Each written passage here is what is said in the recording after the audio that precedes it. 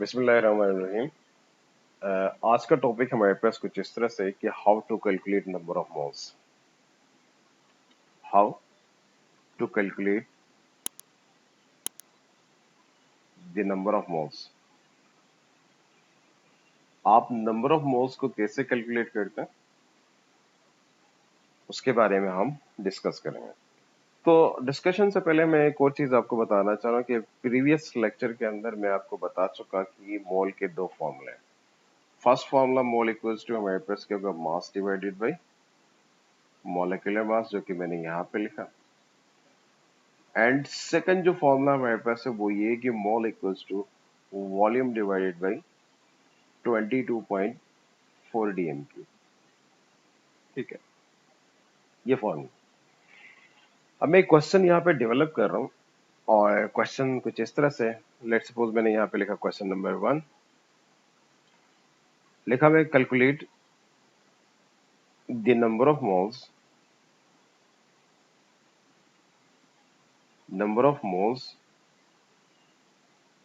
In the following compounds. कुछ compounds में आपको दे रहा हूँ और उनके आपने नंबर ऑफ मोल्स निकालने।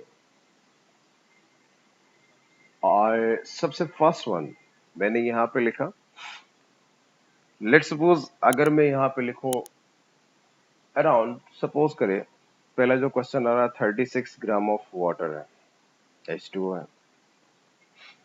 और बी पार्ट मैंने यहाँ पे लिखा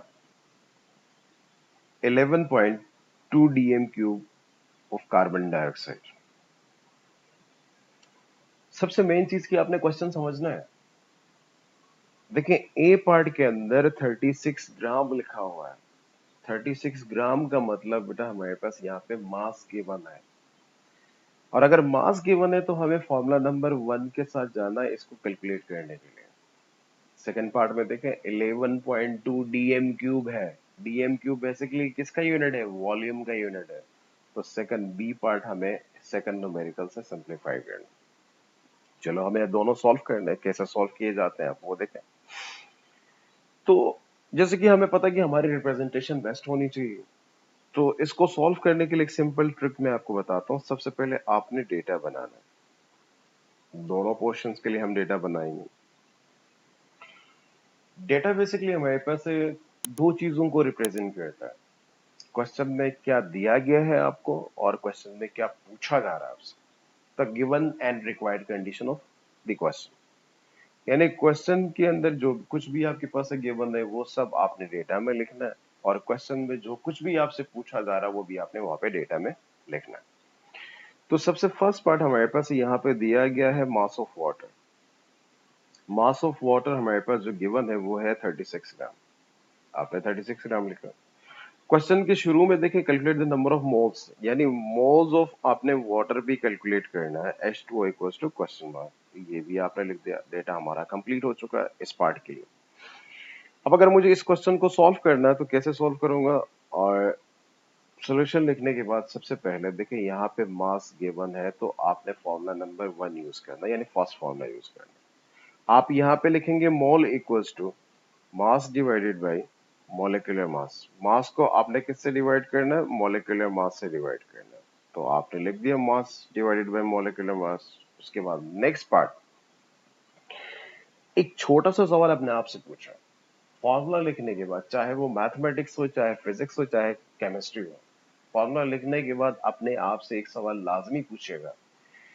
मोल्स तो मुझसे पूछे गए हैं, मास मुझे दिया गया है, क्या नहीं है मेरे पास, मॉलिक्यूलर मास।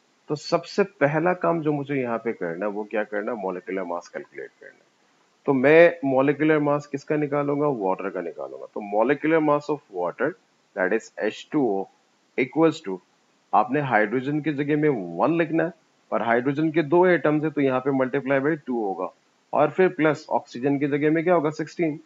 इसको फर्दर सिंप्लीफाई करूंगा तो क्या होगा, 18 आएगा, और इसका यूनिट आपने क्या लिखा, ग्राम पर मोल लिखा।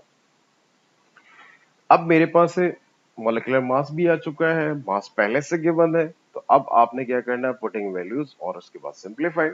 तो अब मुझे मोल्स कैलकुलेट करने हैं, तो मैं यहाँ पे क्या करूंगा, मोल्स ऑफ वाटर, यानी moles of water equals to mass की जगह में हम क्या लिखेंगे 36 और डिवाइड आपने किससे करना है 18 से। जब आप इसको फर्दर सिंप्लीफाई करेंगे तो यहाँ पे 2 आ जाएगा और ये 2 क्या है मोल है।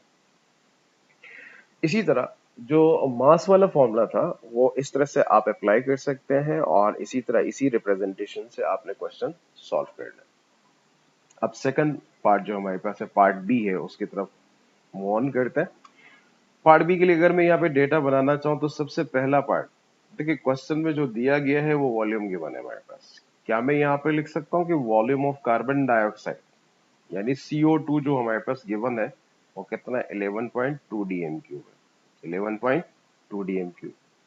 और इस क्वेश्चन के अंदर मुझसे जो पूछा गया है वो क्या पूछा है मोल्स ऑफ कार्बन डाइऑक्साइड। तो मैंने यहाँ पे लिखा moles of carbon dioxide equals to हमारे पास के क्वेश्चन मार्क।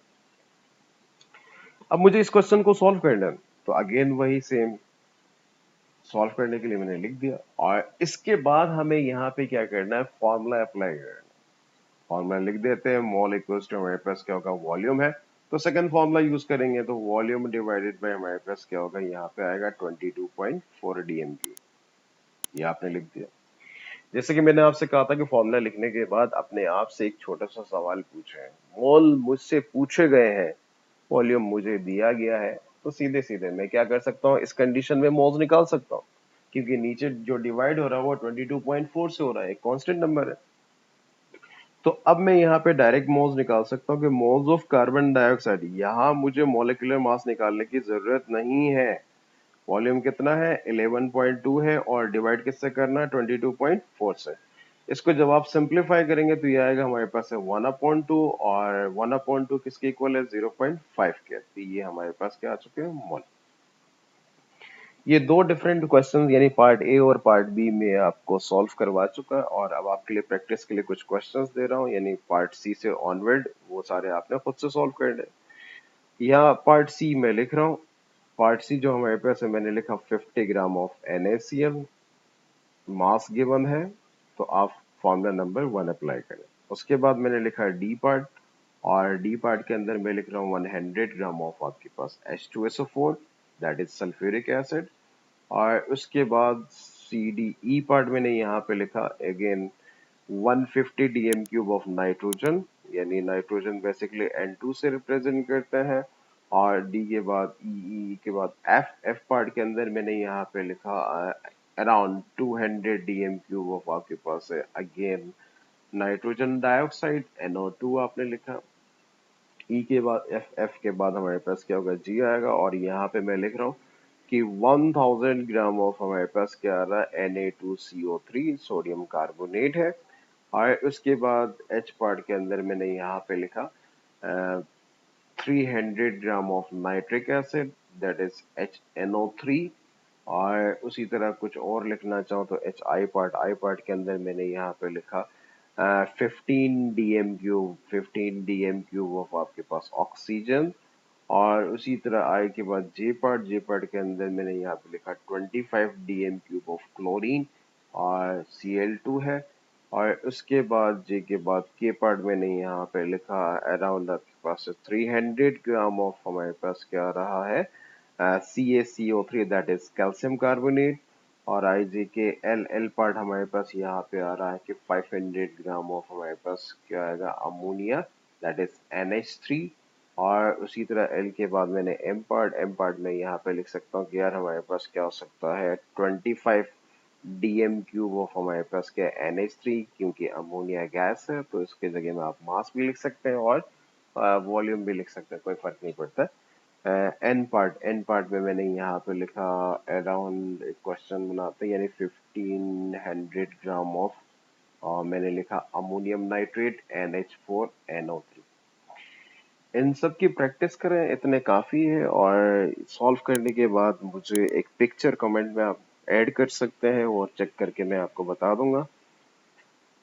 और अगर आपको फिर भी कोई कंफ्यूजन हो इससे रिलेटेड कोई क्वेश्चन आपका है तो आप कमेंट में मेंशन कर सकते हैं इंशाल्लाह आपको जवाब दिया जाएगा। अल्लाह हाफ़िज़।